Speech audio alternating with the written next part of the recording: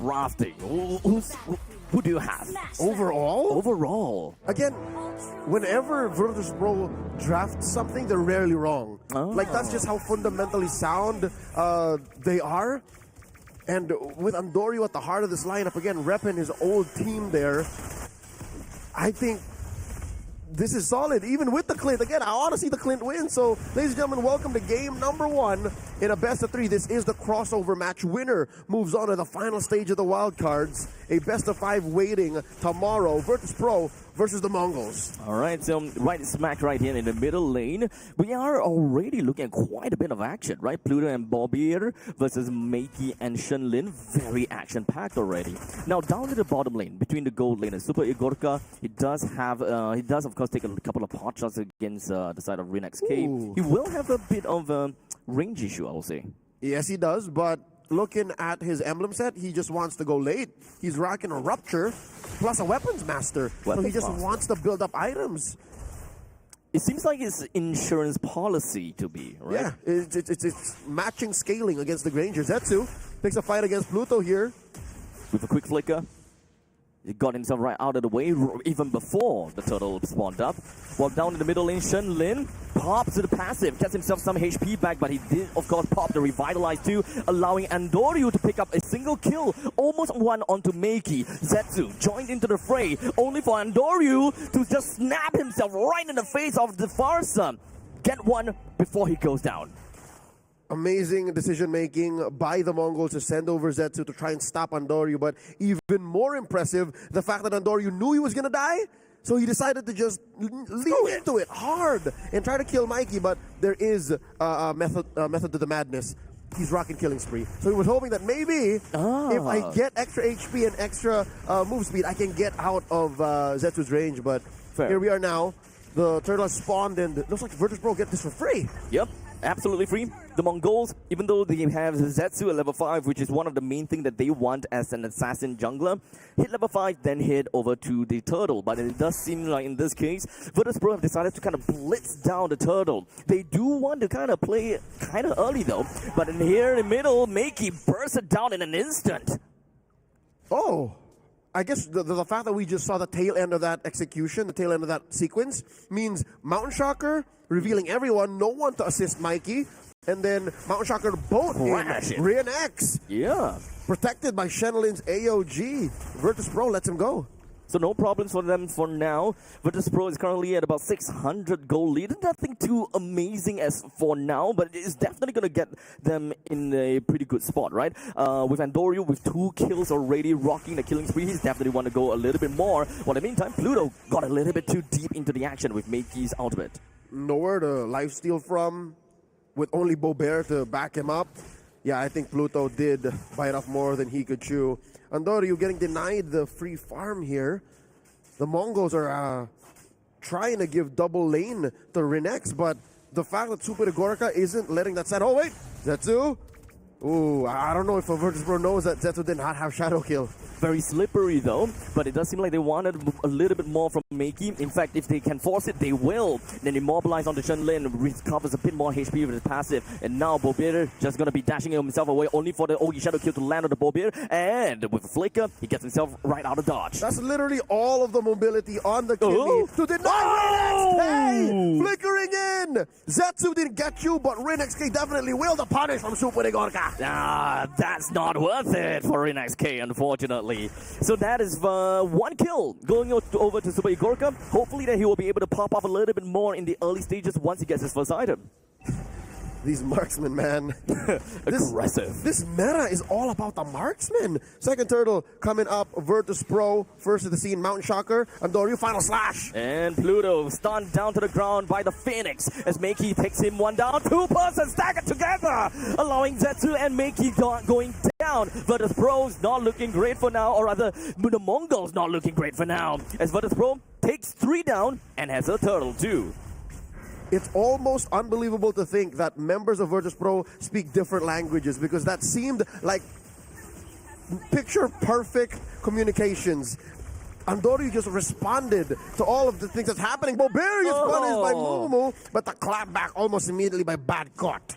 Now that's the power of the turret. Don't get too deep in. And Doryu steals one single creep camp away from the Mongols, just hoping that they will be able to do something a little bit more. That's a stun, and that's the final slash on the Rin SK. Brings him down effectively. Still did not have his flicker. Yes, he had a dash out, but that's only so much you can do against a Arlott and a Clint with a vengeance.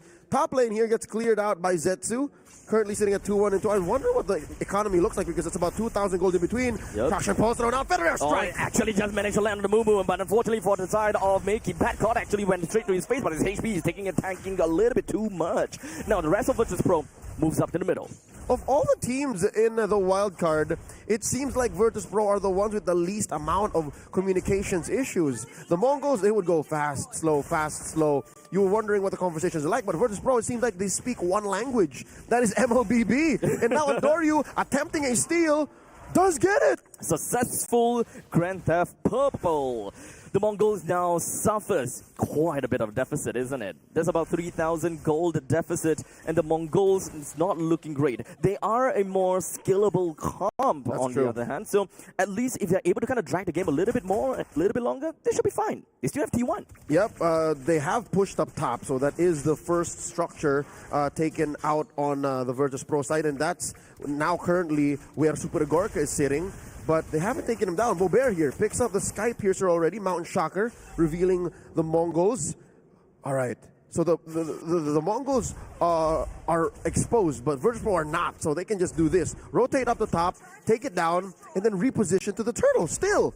Rin SK also just picked up the Sky Piercer. A little bit greedy, I would say. They are not exactly leading for now, so it's going to be less cost-effective, at least for now. Mumu jumps himself over to the heart of Virtus.pro for Shenlin going in the AOG, only for him to be immobilized. Even the Vitality or Revitalize is not going to do anything for him. 1-for-1 trade. Those are the front liners taken down. Virtus.pro versus Mongols. 4v4. Mumu almost out. Yes, he will be out. Rin SK had to flicker out, but Badcott will zoom right onto Rin SK, and they're going to continue on forward with a double kill that will be credited over to him. Mickey have no choice and to dip right out. The nightmare may be over, but the rest of Virtus.pro pick up from where he left off. 3-for-1 trade.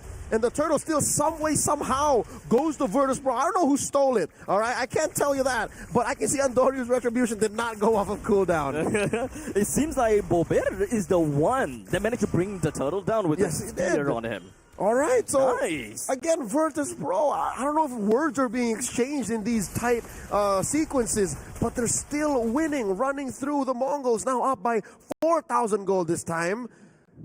They're looking to convert. Again, it's great that you're getting turtles, it's great that you're getting kills, winning trades this way, but if it doesn't convert, if it doesn't equate to permanent damage to the base, the map of the Mongols, they can still scale. Yeah, so my question is more of the fact that Virtus.pro, they have early skilling marksmen, but hold on a second. It seems like we do have Mongols actually did manage to push Virtus.pro away from middle lane. That's great. But my question, of course, triple marksmen. Sounds like they can skill late, but two of which are more early game marksmen. Early mid. Yeah, early mid. So how would that look like later on, if whether who has the better skilling altogether? It'll look bad, Abstract. It'll look bad. That's why Virtus.pro are now pushing the advantage. Again, they're sending dudes in mid. They're not paying attention to the lanes that they're winning currently. That's why Zetsu can still split push down bottom. Virtus.pro are now playing for this Lord. They definitely want this Lord. 150% they want this Lord. Take it and go. They will go where else the Lord will not march, so they can synchronize pushes and then end before, the 15-minute mark. That's ideal because the Mongols, if given the 16, 17-minute mark, then this becomes a 50-50. Yeah, so there could be a chance that the Mongols is actually going to lose this T2 down at the bottom. It's a complete free turret. Oh. But Mumu finds himself suctioned in by the traction pulse. But it is going to be a 1-for-2 trade between the XP laner as well as the jungler. And Doryu is down way too early. And this is what you're allowed for in a triple marksman lineup. If you do give up one of your marksmen, you're still going. You can still pick fights. Your frontliners are there. Your damage is good. And you can force it. That's what the Mongols are respecting here. Even if they got to trade a beneficial trade at that, Mongols can't do anything about it. Not immediately. You kill one, there's still two that you're gonna have to look out for. You kill two, there's still one that you're gonna look out for. And let's not forget, that is still the front lines. So even if you bypass the front lines, you're not exactly dealing with the problem. You're just kind of extending the problem to someone else. Yep, and more often, the one dying is Andoryu, right? He's been fell 3 times now. He is top of the charts, damage-wise. So even if you do kill Andoryu, he's already dealt a massive amount of damage to Shenlin! With the final slash, pulls Shenlin in the top spot, allowing Boulevard to get himself a killing spree while making all the way at the back lines, almost managing to snipe out Pluto with just a sliver of HP. The rest of the members from Virtus.pro rushes into the middle lane and manages to allow them to get 3 from MongolZ in total. Add up that mid lane tier 1 and Virtus.pro, the Bears are getting a hibernation's worth of nutrition in them. Again, I told you, take it and go, the turtle, the turret, and then we move across the map. Zetsu, though, he understands that when the bear is in around, I get to play. And he got to push that bottom lane tier 1, but you know, those minutes are counting. Victory is imminent for Virtus.pro unless the Mongols are able to take 2 marksmen down. Yep. Count that up, Abstract. 2 marksmen. If you can't do that, you're doomed? There's an inhibitor falling. Look at the build right now on Super Gorka. This is what Daylight couldn't do earlier. He's got 3 items now. Oh my God! What is the damage on the Riyadh? That ship came from absolutely nowhere. He's been using Mountain Shocker so well. I am now convinced. I used to be 50-50 on the Mountain Shocker change. The fact that your vision, the global part of the ult, doesn't damage anymore. Yeah. I like how it's an AoE skill shot now. I agree. It changes the game. Bottom lane, holy defenses pop. Mid lane, defenses pop. Tier 2 up top goes down. Pluto, him completely misses his final slash. As such, he's going to be stuck in between 4 people. Well, Zetsu went all the way to the back lines to deal with Virtus.pro. He helped them buy time, and that's the defense that we...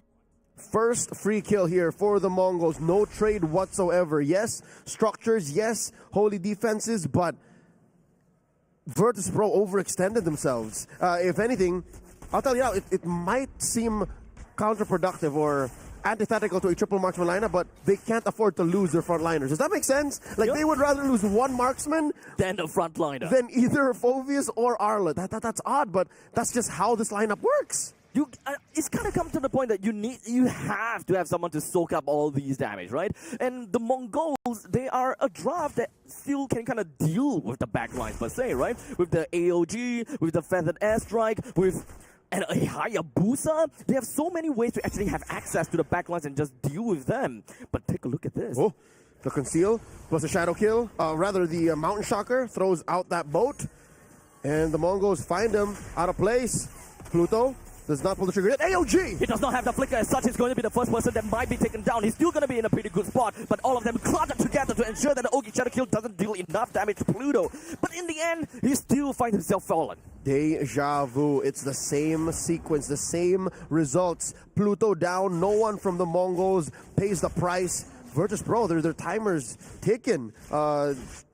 Again, what was the timer? 15-16. If this gets to 15-16 without an inevitable kill angle for Virtus.pro, then the Mongols can claw back. Looking at the items, about 1,000 between Rin XK and Super Gorka. Oh, but Super Gorka now has Blade of Despair. Extra burst, sir. This guy is probably going to be pretty darn scary now. 4 items in for Clint. We've got 4 items in also for Kimmy. And one of them a Sky Piercer. And at least for Sky Piercer, yeah. But at least, I guess, Rin SK, he does have Sky Piercer as well. We want some stacks going on. Shenlin finds himself taken down. The boat does not land. The Mongols still give quite a lot of respect to Virtus.pro's lineup. I mean, I would too. Especially if I was down 7,000 gold. The Mongols now looking at a contest. The final slash lands well on the Mumu. And now with 2% down from the Mongols, there is absolutely no way that they are stealing this away. Clean take for Virtus.pro. The pride of the ECA in the wild card. Taken the second Lord. It'll be marching down bottom. And you see here now Andoryu cleaning up. Making sure that this leads to something. 50 stacks currently on Beaubert's Sky Piercer, so You're 3 off. You're 3 kills off. Shenlin! Oh, not again! Shenlin got caught by the boat once again, and he got melted down in an instant. No chance to breathe, no hesitation at all. The Mongols, they managed to find themselves in the top spot, and Zetsu was hoping that he will be able to do some assassination. Mumu went in to tank a little bit more, but they're gonna have to watch out for the next few lanes coming on about with the Lord marching down bottom. Virtus.pro expediting the penetration process here. They took down the bottom lane, tier 3. This will allow extra pressure in the top and mid.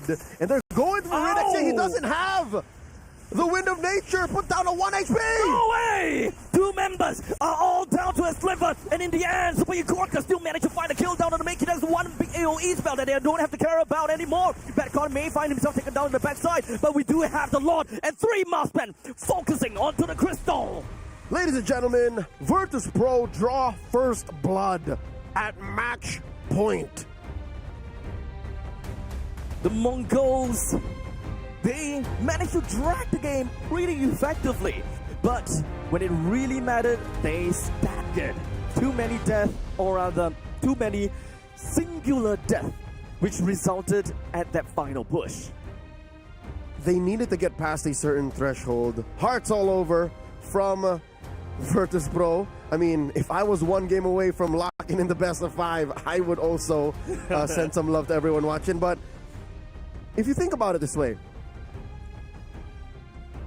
the Mongols, they wanted to survive. They needed to extend the game, right? Yeah, absolutely. And the way they were doing that from the 13 to 15 minute mark was hunting down Pluto. Yes. How miserable does that sound from a macro picture?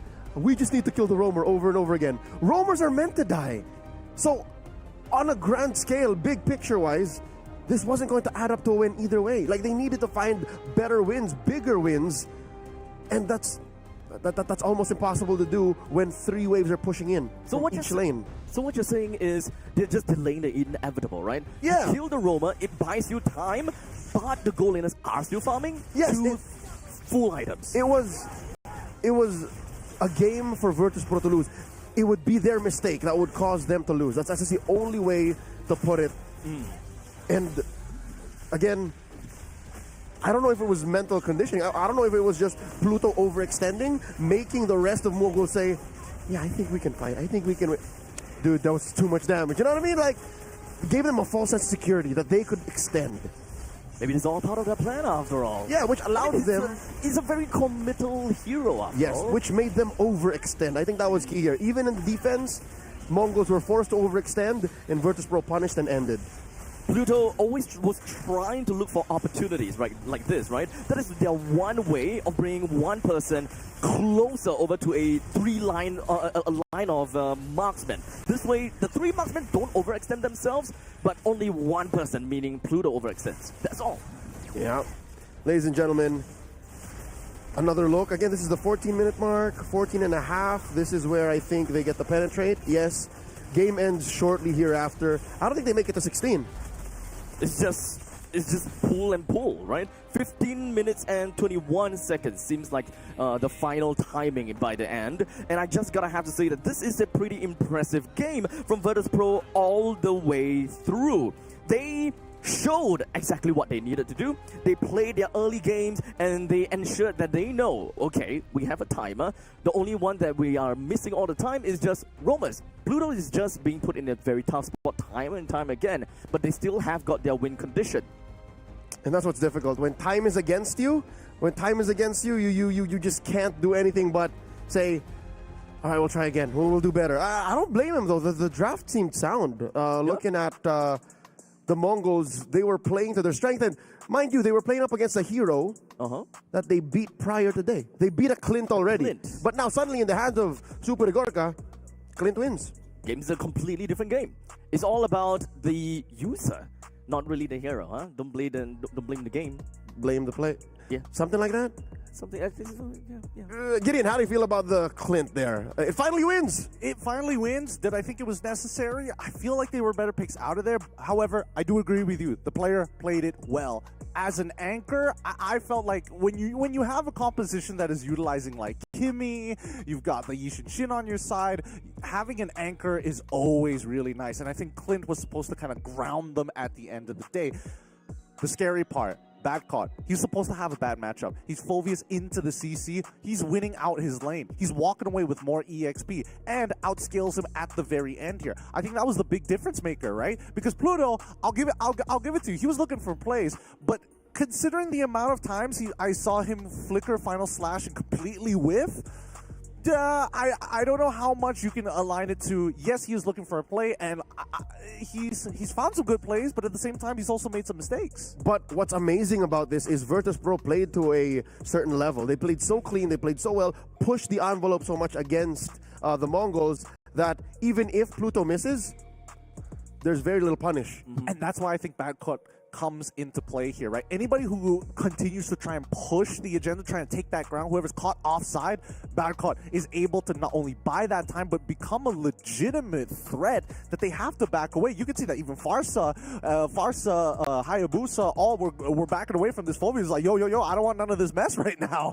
It's dangerous. He's dangerous. Which again could have been avoided. The Phoveus could have been stolen away in Red 4. Exactly. That's true. But at the same time, I think that there were a little concern, right? The Arla, they were thinking that it was going to be flex. They realized, yeah, it was going to be flex, so let's get the CC ready. I was hoping for a CC ban, though, and then you pick up the Phoveus, then you have a lot more confidence coming into the second half of the draft. In most situations, it kind of feels as though having two very comical heroes, having the Phoveus and the Arlot, kind of puts the team into extreme ends, right? 3 marksmen and a very big gap, and then the 2 front lines. It feels as though there is a lot of space in the center for the members of the Mongols to occupy and just completely split the fight into 2, which I don't think happened. But they didn't. That's what's odd. So it might have been Mongols, I don't know, by hook or by crook, again, it be their nerves or just the way that the draft panned out, maybe comms. And again, this is what I was alluding to in games, right? The Mongols, they have been a team that was built and they've been playing together for a while now. They all speak the same language. Virtus.pro, on the other hand, one would assume that Andoryu being a new injection into this team, they would be the ones who look like, they don't seem to be communicating. Yeah, shaky comms. No, not at all. Again, they speak one language, MLBB.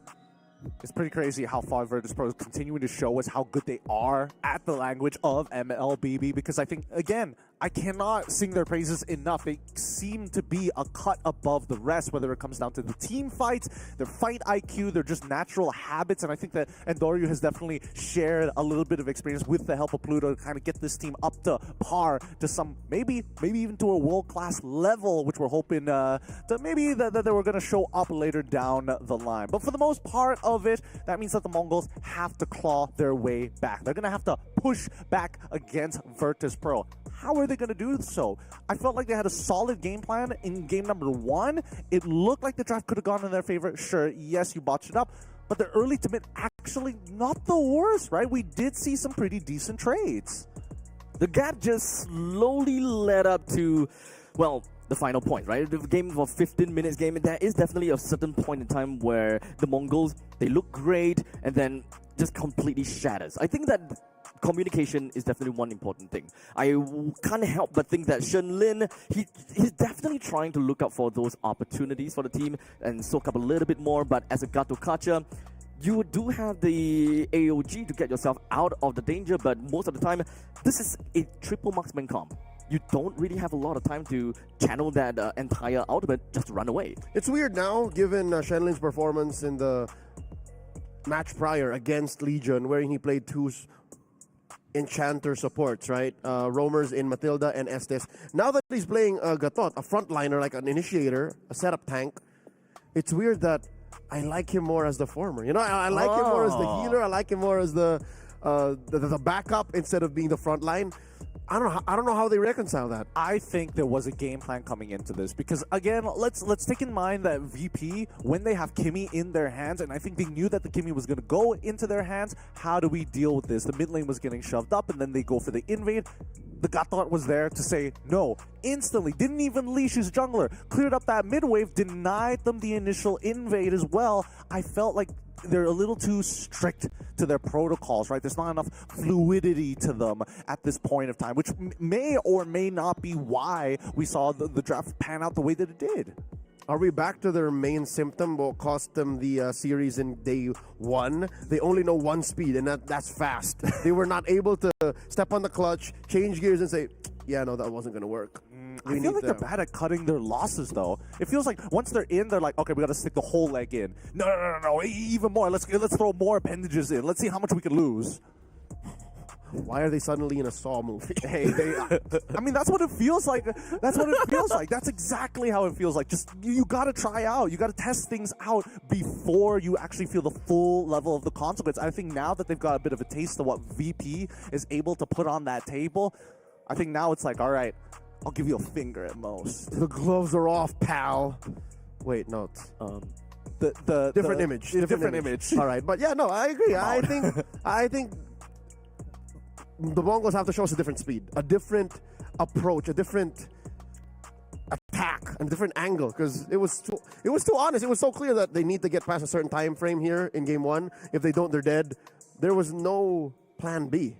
Honestly, it kind of feels like the upcoming game number 2, is just a battle between Shenlin and Real Solo. The next one is about whether Shenlin is able to kind of adapt based on whatever they have happened in game number 1.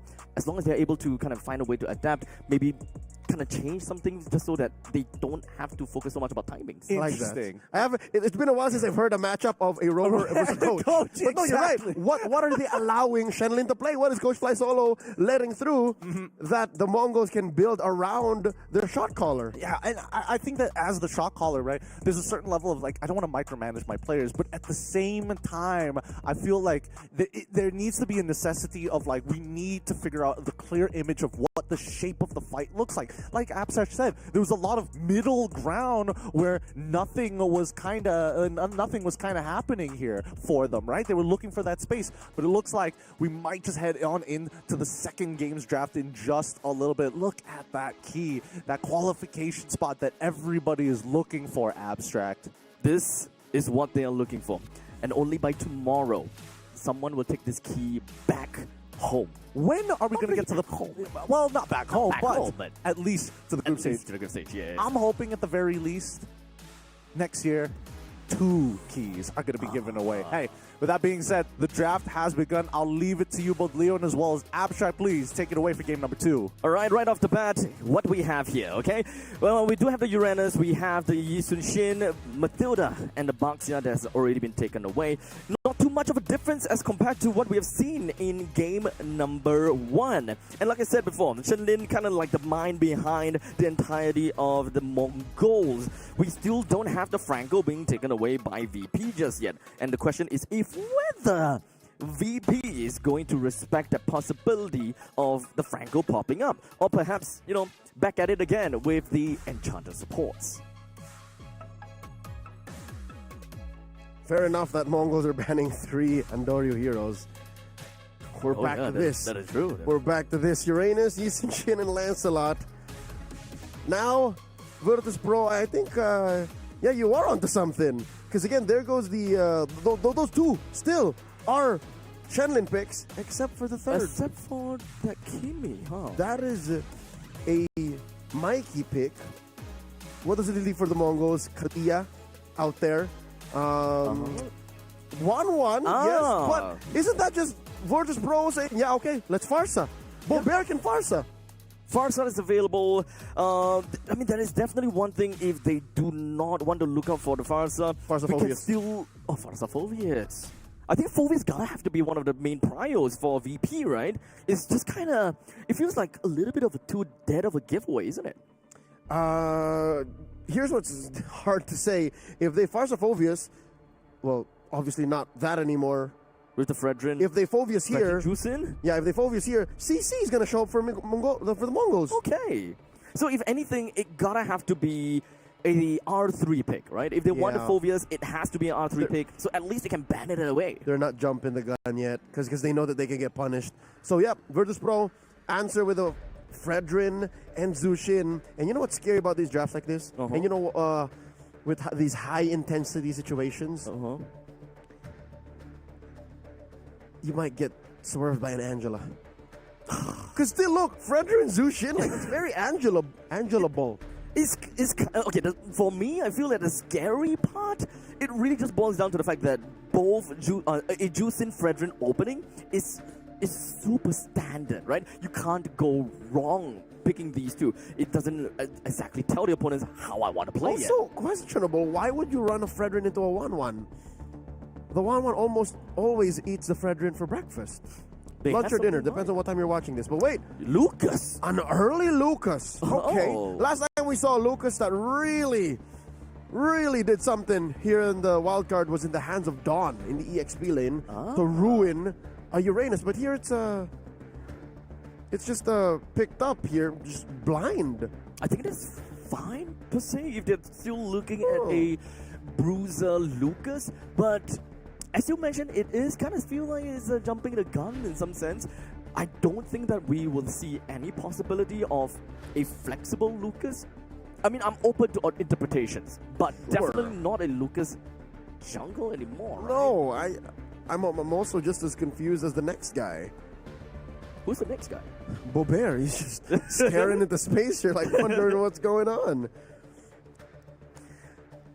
Okay, it seems like the game has been paused for a bit, so hands off. Yeah, no further picks nor bans are occurring just yet as we figure out the state of the situation here now. Again, openers are all Andoryu bans, a couple of Shenlin, and then one for Mikey ban. And still, I'm wondering why would you run a Fredrin so gung-ho into a 1-1 unless there's a plan behind it, which is, again, I'm guessing at this point, is an Angela. Maybe they just don't really need to care too much. Even an Estes. I think an Estes would be great here. At this point in time, out of all the Enchanted supports, right, which one wouldn't work? The Angela is still the best choice here. It's still the best choice. Again, the only Savage in the wild card scored with a Zushin Angela combo, right? Yep. But secondary would be maybe the Estes. Third would be the Florin. But again, I'm just not saying Florin as high up because we haven't really seen Florin yet. Yeah. It doesn't seem like the players really favor Florin all that much. Something about the meta, they just don't like it. Personally, I thought that having the old Florin, where you can shred off or rather cleanse away those anti-healing properties, was great. And having that part, that line of Florin taken away, it kind of changed her identity per se. She became a walking oracle. Walking oracle and walking item, right? Just a free item to the jungler. Yeah. Hey, look. Shouldn't that alone be a reason for her to be a commodity and an in-demand hero? Because just for the early game, it changes. Yeah, it changes the way you understand the economy of what you can get away with in the early game. Is there a penalty though? Dedicating a hero just for your jungler to kind of more or less funnel an item. Yeah, because she doesn't have the same amount of sustained effect as a Estes. She doesn't have the same kind of team fight changing effects as an Angela. Because again, you could have sworn you're going to kill someone, right? Yep. And then Hearthguard, you hide one of your members, put him in. They're basically invulnerable, and then you don't kill this one dude that you were going to kill. So that's what Angela provides. That's what Estes provides. Now the question is that worth it to lose out on that by picking Florin? We do have global heals to an entire team. So generally speaking, it's a good hero against a death comp, right? Yep. It's good against death comp and death ball comp, and you want to play for the early game, which kind of seems like most of these teams kind of want to capitalize in the early game, especially if you are running triple marksman. Maybe not with a Florin and triple marksman, but the idea is that they want to play early, they get the snowball, and they end right before the end game. Yeah, at this point, triple marksman won't show up anymore, at least in this draft specifically. The Yusin Shin got banned out, so that means the jig is up. Roger? We haven't seen a Roger at all, despite what we thought he would be. Yeah, we were also alluding to a Roger. We were looking for Roger. Looking forward. In the weeks leading up to the hotfix, he was all the hotness. But after that hotfix, And then as we jumped into the wild card, nothing. We saw nary a shadow of Roger coming through. So yeah, no, unless a team has a solid plan to pick up the Roger, or they win like 90% of the draft that they can afford the Roger, then that's the only time. So I think Roger is like the Florin of the jungle. He's like, he's a sound choice. Like, we know he can work. He can be that other alternative for the triple marksman draft, but why ain't he here?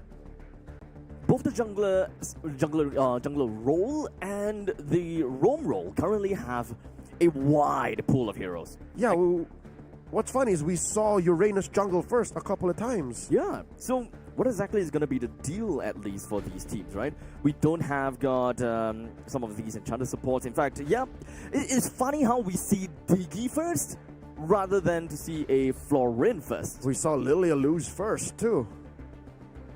Ladies and gentlemen, we do appreciate your patience as we try and fix a situation for our players. We want to give them the best competitive experience as they are fighting for tournament life here. They are fighting for the final stage of the wild card. The winner of this best of 3 moves on to the best of 5. This is a crossover between the first seed of Group A and the first seed of Group B and the second seed of Group B. First seed of Group B and the of second seed of Group A. There you go. Oh, is it? Yeah, okay. so This positionings are confusing. Crossover again. crossovers are like that, huh? The nature of this. Crossovers be like that. We have yet to get word on exactly what is going on holding up the draft. So please Hold on a second. bear with us. Yep. We want to ensure the best experience for both teams. They have the best time when it comes down to the drafting. Make sure that we will be able to ensure that competitive integrity is upheld. Well, of course, in the meantime, we gotta have to look out for whatever that has happened thus far, right? But let's talk a little bit more about their journey, right? Because I would say that between Virtus.pro and the MongolZ, Virtus.pro has got they have the greatest experience, right? Their time in the EWC MSC wildcard has been going swimmingly, right? The very first series that they played in a 2-0 yesterday, yes, is a 2-1, but I would say that Influence Rage definitely gave them quite a game. Yep, their only real loss was a swimmingly amazing loss, a loss for the books because they got savaged by Chan, which is again, if you're gonna lose with style, lose amazingly, extraordinarily, and then they almost just as quickly won a 20-minute game against them. So again, Virtus.pro so far, they're at match point now. Mongols have to play out of their minds. How about MongolZ though? Oh. They are okay. They didn't really quite have. I was expecting them to have full 6 games for the past few days. Yeah, no, but Mongols have won 4 straight. Okay. And then lost this one. So Okay. their streak has ended, and if they want to continue, if they want to go into the next stage, or even just go to game 3, they gotta win this one now. Okay. So you understand why this draft is so important to them and why it has to be perfect. Every decision, every allowance you give to your opponents to think and to shimmy through and get an advantage, you must minimize. You have to be aware of. The journey for the MongolZ, they definitely played so much more games as compared to Virtus.pro. Considering that they didn't drop a single series, MongolZ had to go for 1 extra series. They had, I would say that the mental game is definitely on them. MongolZ had more games to technically, kind of get warmed up, per se. Get warmed up, or perhaps have more experience to kind of play together with the team to identify the possible problems going through the competition until they finally met Virtus.pro. Perhaps there were still a couple of problems that they gotta iron out, but Shenlin, all eyes on Shenlin. How's the draftings gonna be? How's the game? Win condition?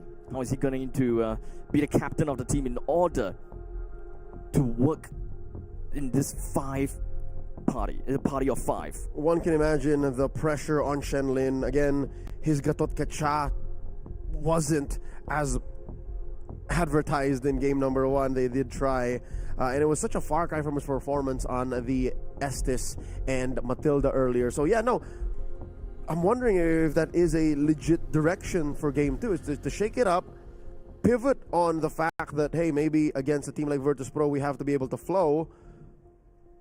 Why don't we play an Enchanter? I may die on that hill because I was so impressed, and I'm amazed at how different You really like it, the first match was of the day. Yeah, they changed. Again, we were so used to seeing the Mongols play fast, play hard, fight, but they have an Estes, they have a Matilda. It was such a breath of fresh air. Mm-hmm. I would love to see that against Virtus.pro, at least in the campaign, to make it to game 3. Speaking of breath of fresh air, have you guys smelled the fresh air here in Riyadh? Because the MSC 2025 tickets, this is one thing that I gotta have to talk about, right? Because the knockout stage and the grand finals tickets are all out.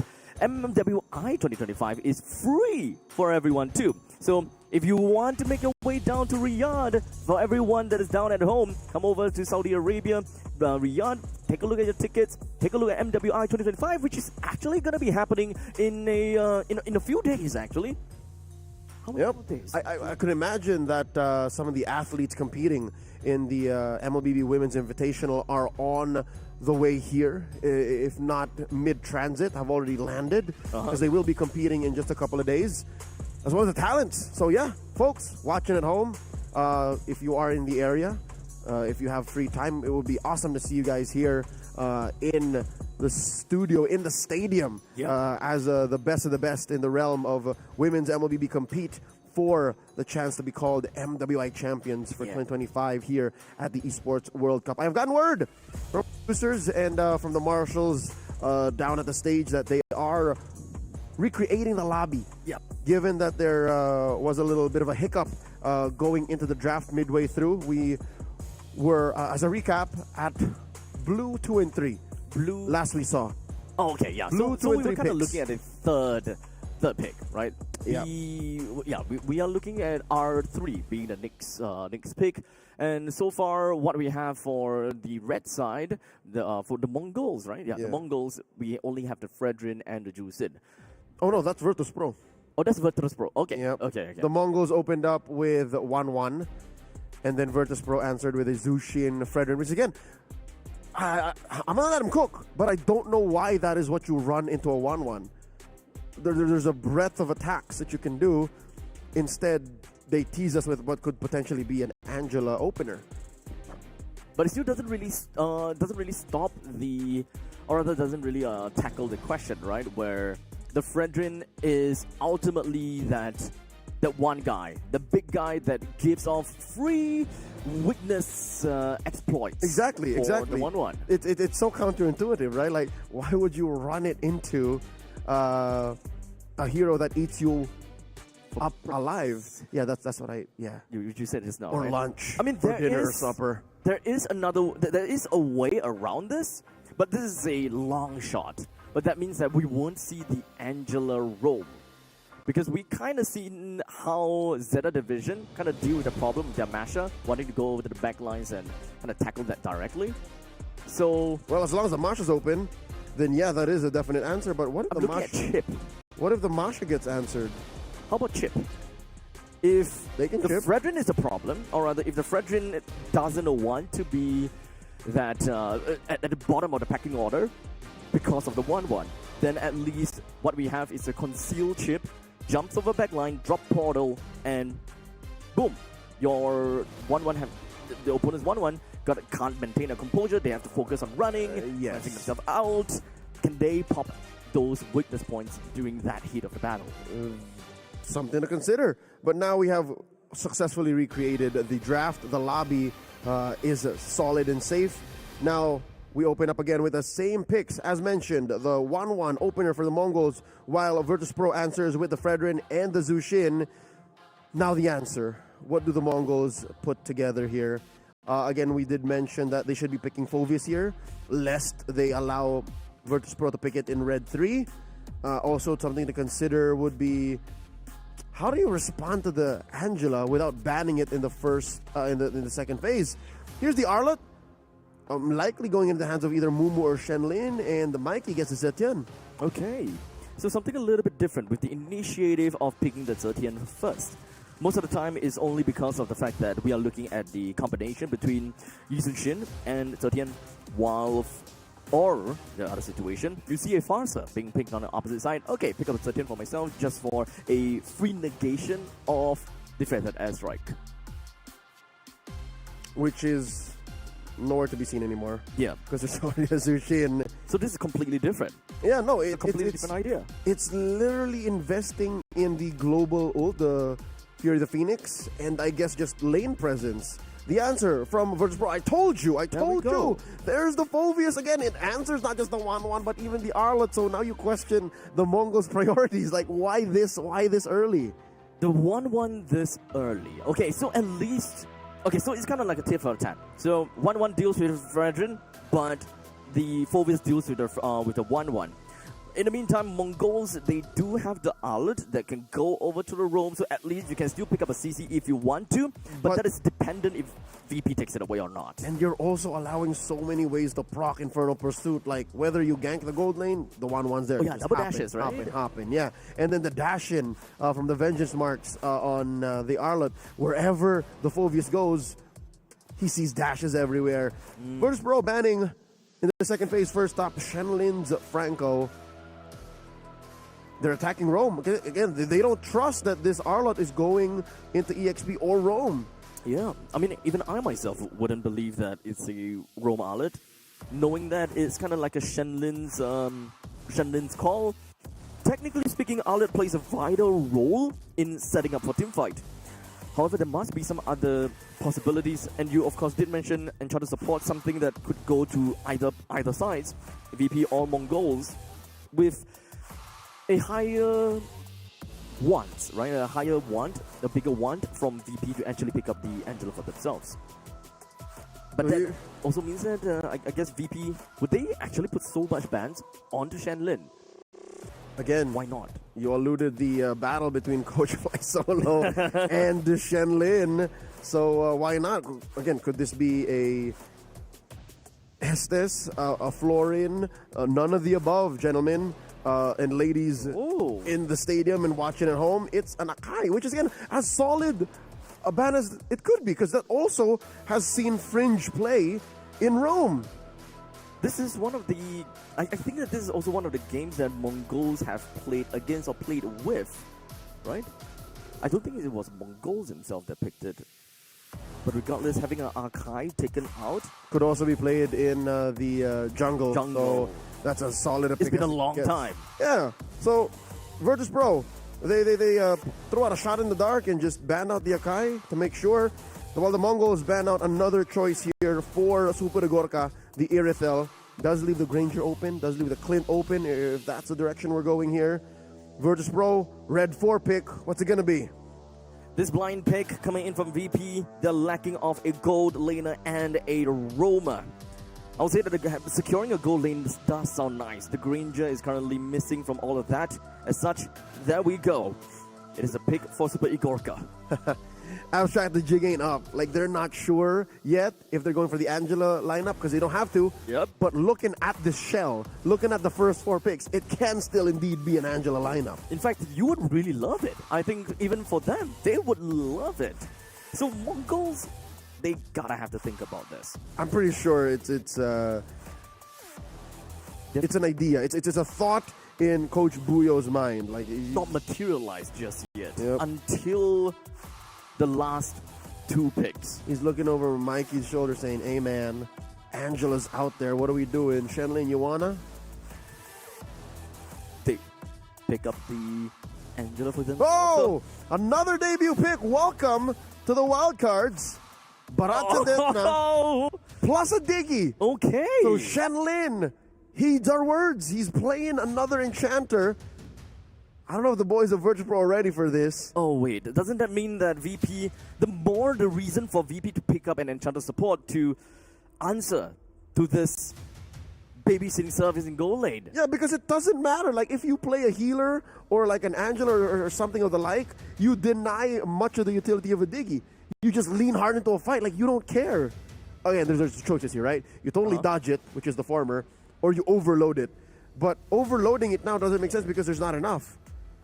And indeed they do. An enchanter makes their way once more onto the battlefield. We were looking for her. We spent a good, 10 minutes talking about Florin? Yep. And finally, here she is into the hands of Pluto. Virtus.pro debuts Florin. Okay, so what's the deal gonna do for... what's gonna do? What's it gonna do? Is it gonna do for Fredrin?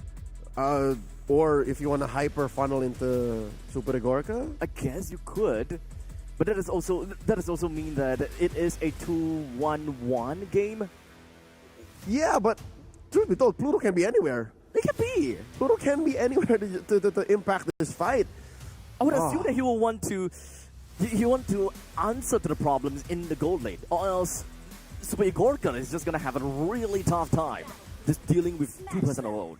That's true, because you confirmed the Diggy, dropping bombs, planting them all around the feet of this Granger. Ladies and gentlemen, welcome to game number 2. Match point for Virtus.pro. 1 game away from locking in that final stage slot in the wildcards, a best of 5 tomorrow, while the Mongols fighting to get us all the way. We start things off with both of the junglers starting at the purple buff, meaning both of the junglers are just going to go from to the opposite direction. VP onto the gold and the Mongols onto the XP. The XP lane draft, or rather the priority, I definitely would expect that there will be quite a bit of damage coming in from the Phovius. Mumu definitely facing a bit of problem for now. Yep, again, 4 out of 5 times it's the Phovius who wins that lane matchup. I like this Barats though. I think the Barats may have been the sole reason why they blocked out the Angela, or how they blocked out the Angela, is because it's the same concept as a glue. Whoever the Heart Guard goes onto, you target that as welcome, you eat him up, throw him up against the wall. And it's completely wasted. Yeah, you're already halfway done through the Heart Guard's duration. So this is a stroke of genius from the Mongols. Let's see if it's enough for Virtus.pro for him to use their swerve, the Florin. It's a complete takeaway with the suppress. I would imagine that most of the time they will want to use it against the Fredrin. So that way, it kind of forces Badcott into a very difficult spot where he's the sole front lines, being all fully committal, nowhere to go. And only after they deal with Badcott, then they can deal with Blue shortly after. Interesting how this massive rotation from the Mongols and just the position of Badcott denied him level 4 immediately. I think that's one of the reasons why they didn't force this fight. Boulevard making like a ragdoll onto Zetsu, starting up the turtle already. Wow, this is the Mongols first of the scene. Let's see how and take a look at this. And Dorio currently is inside of the pit, only for the Appraiser's Wrath to land on 2% and also taking away the turtle, looking good. While in the meantime, Mumu doesn't seem like he's looking at the bright side of the day, as the first blood will go to him. Badcott takes 2, and now moving on forward, forcing Meiki as well as Shenlin back to the middle. Virtus.pro enjoying that long fight underneath the turtle pit. Leads him to win 2 free kills plus the turtle itself. Folks, please do bear with us. We appreciate you and your patience throughout this game, but that did not go the Mongols' way at all. They're down about 1,500 gold. What went wrong in that fight?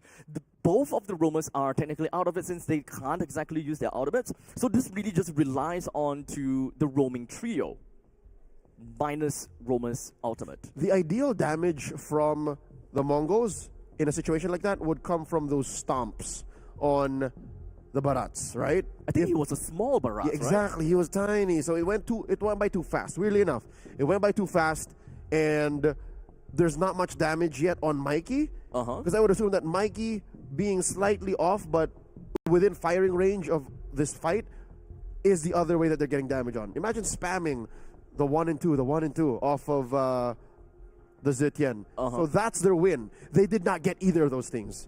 Hence why it was all Virtus.pro. Okay. Everything kind of have this small little lead up. I remembering how the Mongols started at the bottom lane. They wanted to put some pressure down at the XP.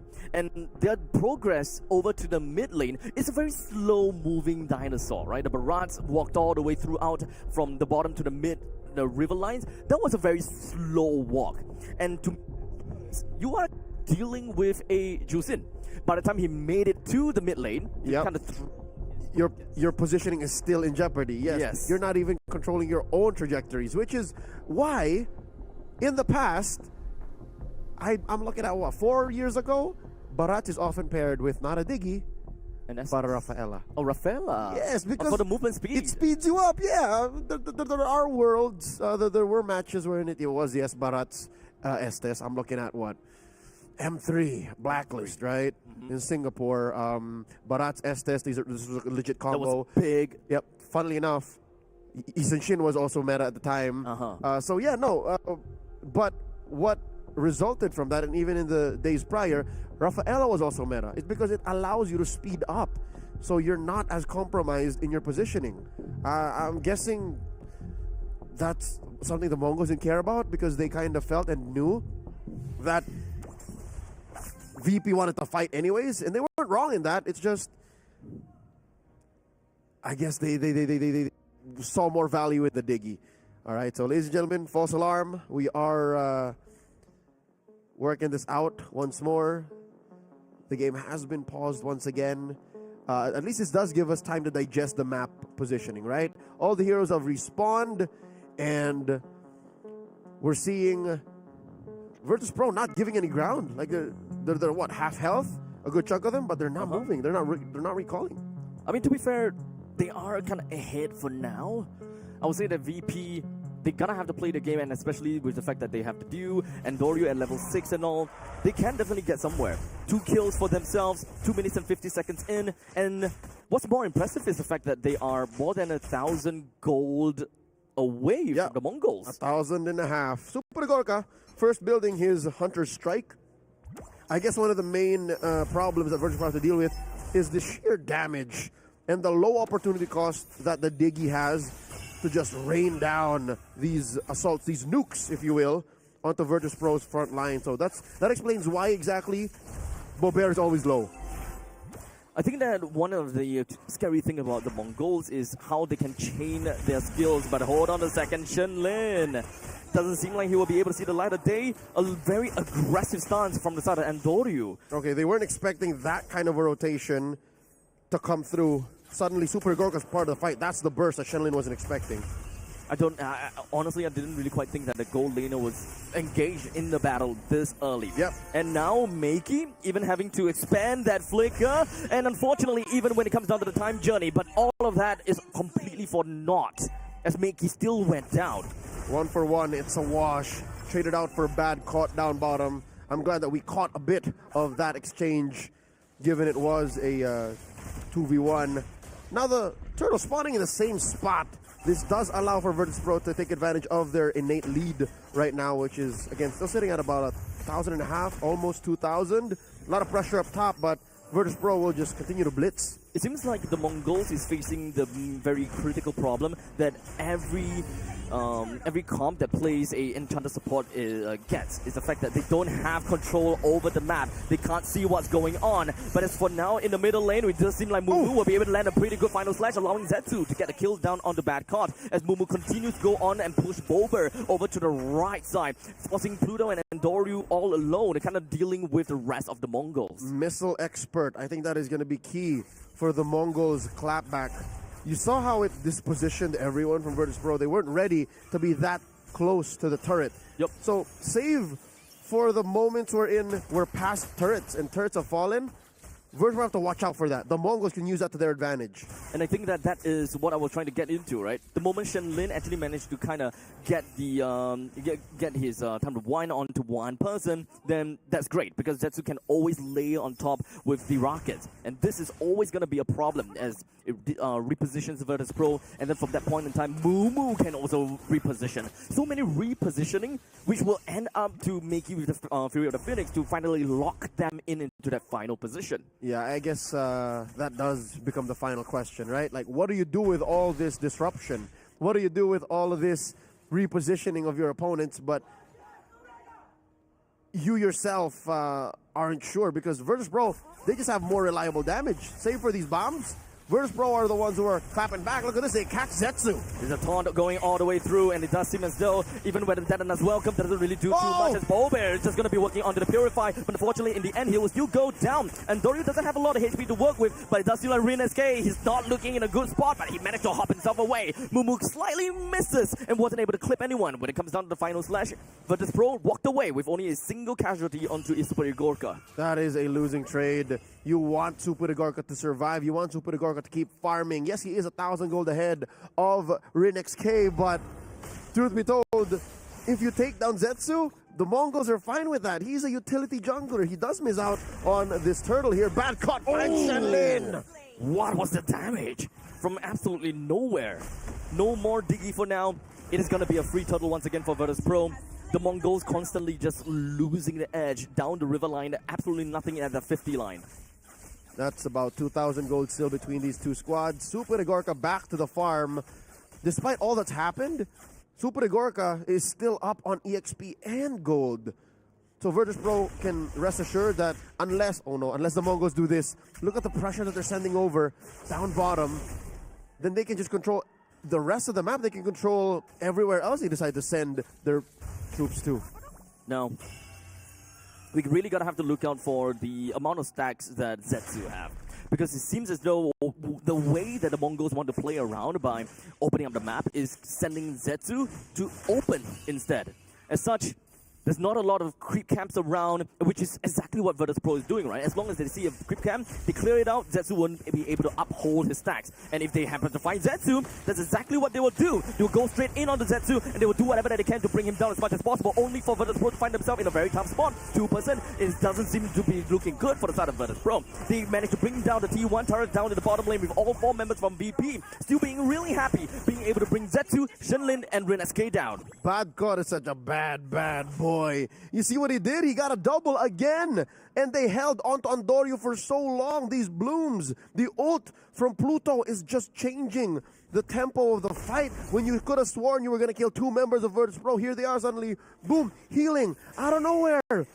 Again, the ult, the change to Florin enhances what Andorio is doing, enhances what Bad God's doing, enhances even, get this, the Brave Smite on Boulevard.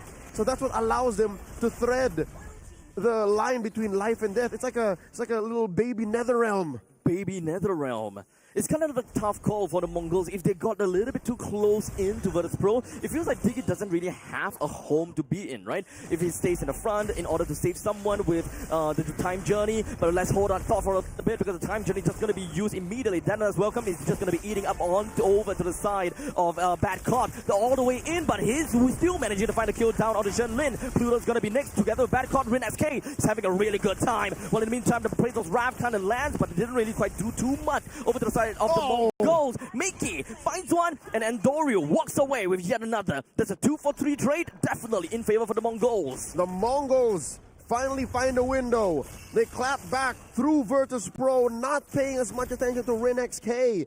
Andorio was still taking his purple, and for the first time, possibly, all day, if not the whole run of the wildcard, Virtus.pro may have had a comms issue. They may have not spoken well enough about the timing of their engagement. Or could it be the Mongols just fighting back when Virtus.pro wasn't expecting it? I think it's more of the latter, right? As long as the Mongols finds an opportunity, considering the fact that it is a Diggy after all, Virtus.pro is always wanting to jump into the battles. As long as they are able to kind of single out Zetsu, the only important frontliner, the tankiest frontliner, then great. The rest of the Mongols is going to have a tough time. It's all about the pick-off first. If whether Virtus.pro is going to be the aggressor or it will be the Mongols. And now the lore dance has begun. This 2,000 gold lead almost non-significant. In comes Andorio. It's going to be a taunt down to Shenlin, only for him to pop on the time journey. He wants to run away, but he's down to the hands of Bad Card. The rest of the members from Mongols, they're all just going to be disintegrating as Andorio finds himself all the way at the back, dealing with RNSK. Mumu shortly after, but Pro lost none. It's a wipeout. The Mongols, no one left on the map. Virtus.pro going straight for the Lord.